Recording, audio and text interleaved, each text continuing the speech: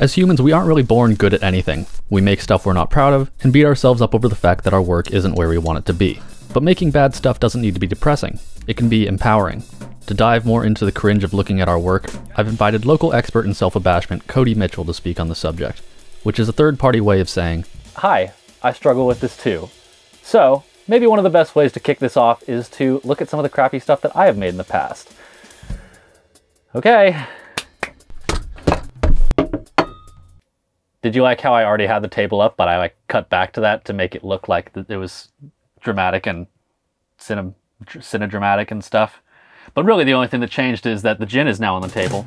This is Big Sur gin, and it is the best way to taste Big Sur without eating dirt. And if we're gonna go through some of my old stuff, then we are gonna need this, or I'm gonna need this.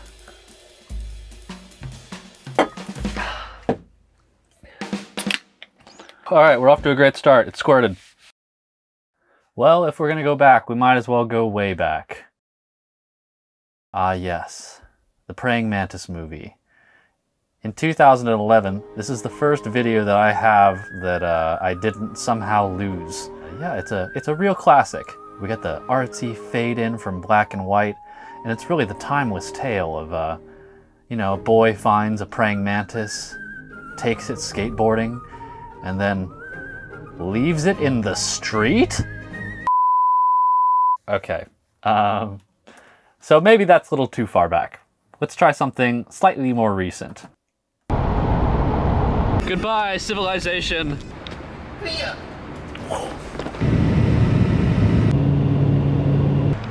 I left my phone back at the room.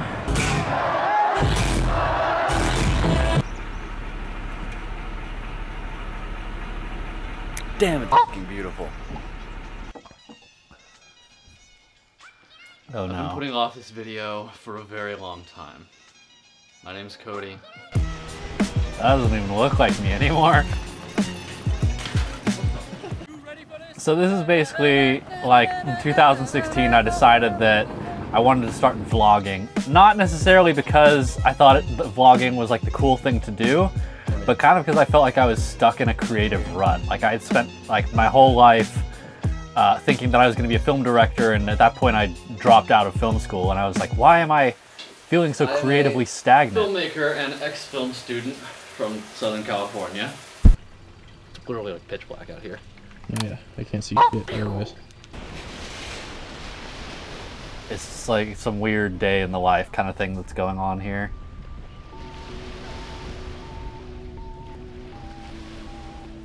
A little over a year ago now, I realized that college just really wasn't doing it for me. And that I wasn't really in love with the idea of going $100,000 in debt just to get a piece of paper that says I know how to use a film camera. I did what any frustrated young lad would do and dropped out. It's so prime right now. There's like dust and like shit on the lens. This is... It's fucking lit. It's yeah, it's that. To be honest, it was kind of depressing.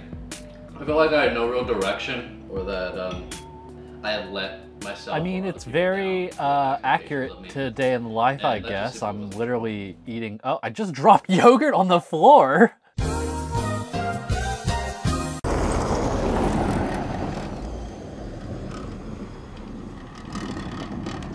I realized that what I thought was a between stage actually became one of the most formative and humbling... Okay, what am I doing? Why am I holding that in front of my face? Why did I think that that was a good idea? And also, what's going on with this color grading? Why am I like... Is my screen tinted?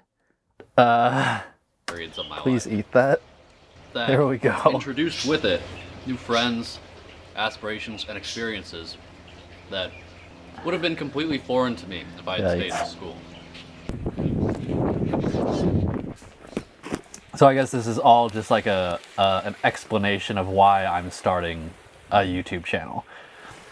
Day 2, on a fucking tree over a waterfall. It's gonna be a good fucking day. That was a great day. In addition to the fresh perspective that moving back home gave me, it also gave me... You know, I was like totally naive. I mean, it's odd to say that I was naive like 4 years ago, but I think that's probably like the whole point of like That's really the whole thing behind the cringe of looking back at your old work is looking back and being like, I mean, if you're not looking back at 4 years ago and going, what the hell was I doing? Then, I mean, I guess that's a dead sure sign that you're not progressing.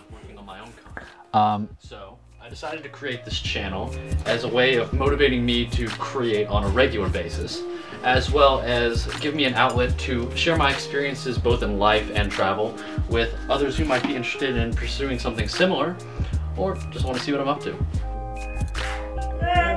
So that's pretty much the motive, but I think that that ripple effect carried like much further through.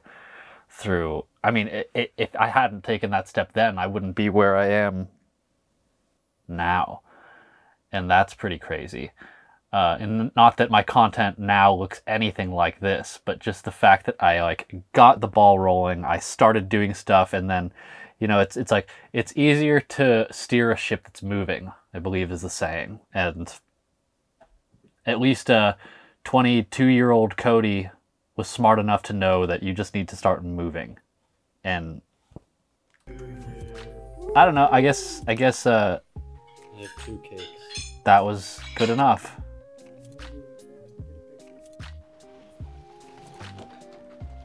I completely neglected to mention the fact that today is my 22nd birthday. In case you didn't notice by these, especially this one.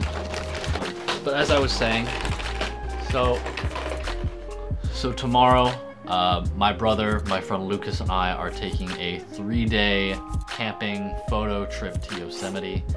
The week after that, my friend Ian and I are visiting Marin County and Mount Tam. And then a couple weeks after that, I'm going to be camping in both Big Sur and some yet to be determined location. All right, now look, I get that this is probably more than you care to listen to, and you're like, why should I care about any of this?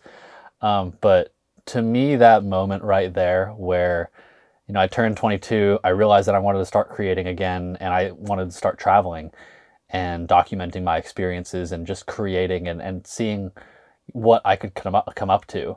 That was like such a pivotal shift in my entire life, my mentality, my everything. Like this is a footage of Cody like on the cusp of something. And, you know, at the time I never would have known that.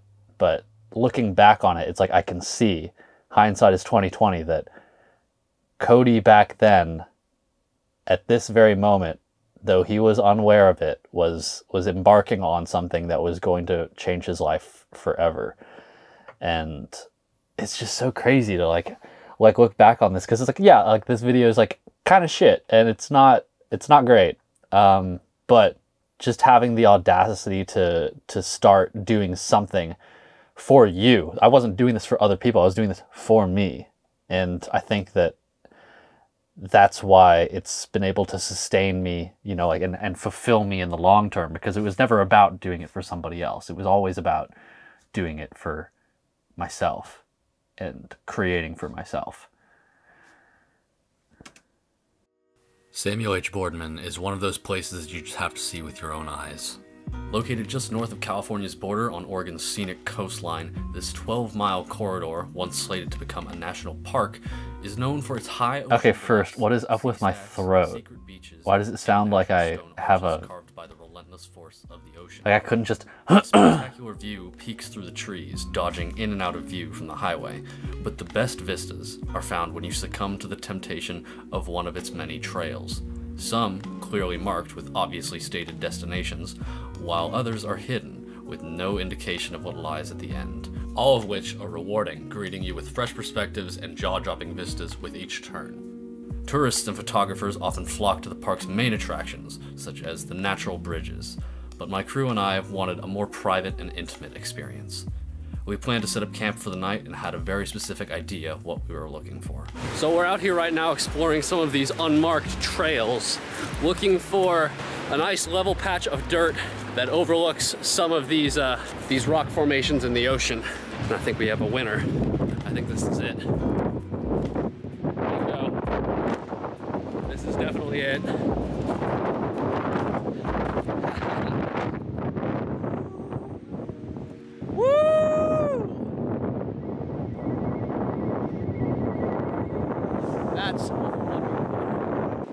God, the audio is so terrible. Was this... Oh, no. I did have a microphone, but Lucas broke it. That's what happened. Failed attempts were anything but wasted time. The further you venture into the unknown, the more you come to realize that the charm of this place is in its pristine, untamed beauty. Seemingly untouched and unspoiled by mankind, Samuel H. Boardman's grandeur and tranquility inspire a deep sense of wonder, almost as if you're walking through the pages of fairy tale forest. I highly recommend everybody visit and experience this gem with their own eyes, and if you do, remember to leave no trace so that we may preserve the majesty, mystery, and magic of this place for centuries to come. Okay, this is a part of the video that nobody understands really. So right before that unicorn head thing, I say, so that we may preserve the majesty, mystery, and magic of this place for centuries to come. Okay, the magic of this place, right? The mystery and the magic of this place. And then it pans left to reveal this unicorn in the forest, this extremely veiny unicorn. And then the unicorn runs off. And then one of the comments says something like, I didn't get that horse part. I'm like, dude, it's got a thing coming out of its face. It's got a horn. It's a unicorn. God. So it's super travel filmy. I think I was rebelling against my vlogs and I wanted to do something that was like completely the opposite. That was not about me at all. And it clearly it turned into just this travel video for Samuel Boardman that's like not even well produced. I had not really any experience making a film like this. I basically shot it kind of vlog style with just like going around and like shooting things of what we were doing. And then I was like, how do I turn this into a stury? And I did that on like subsequent films or videos. I did some about like, I want to like Zion and Banff. But I think that I went too far the other way. And I also didn't have the production skill to make it look really professional. So it was just, you know, a subpar produced travel video of places that weren't tied together by any personality on the storyteller's part. But you know, all of these different forks in the road and paths that you take as a developing storyteller are all extremely necessary. I remember there's this one instance where Eminem was talking about some album that he released where it was just universally people were like, what the hell was this? And he was like, well, that's the album that I had to make in order to get to this better album. And so many people try and like circumnavigate the bad stuff, but you can't really circumnavigate it. My high school film teacher used to say that we all have a certain amount of bad films in us, and we have to get all of this out before we can get to the good stuff. And I still believe that to be true. One of my favorite quotes is, it's something along the lines of, if you want to get good, it helps to be enthusiastic about being bad. And that is something that carries me through even the work that I do now. So I guess the moral of the story here is that, you know, it really all is a process, and you won't know until afterwards what the pivotal points were, or, you know, where you were going wrong, or all the things that you did right, until afterwards. And I'm not saying that I'm looking back at this like I'm someone who's made it or I have it all figured out, because I most certainly don't.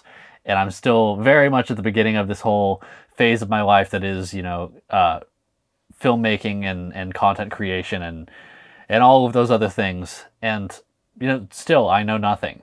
I'm just trying to be enthusiastic about being bad, create with consistency, because I think consistency is probably the most important thing. And just to not take myself too seriously. So I think that everything's easier said than done, especially those things. But yeah, I mean, I guess that's all I got. I really appreciate you watching this far, and yeah, constructive criticism in the comments, because I feel like this might be one of those points. Pro tip: if you want to watch some awkward old Cody videos, I regret saying this. If you want to watch some awkward old Cody videos, go to my channel, go to the playlists, and there's one that's called just travel videos. And all of these old ones from like 2016 that I've unlisted now are in there. And I don't know, you might find them kind of entertaining, or you could just laugh at how bad I am. You know, whichever one floats your boat. All right, everybody, take care and enjoy your holidays, and I will see you in the new year.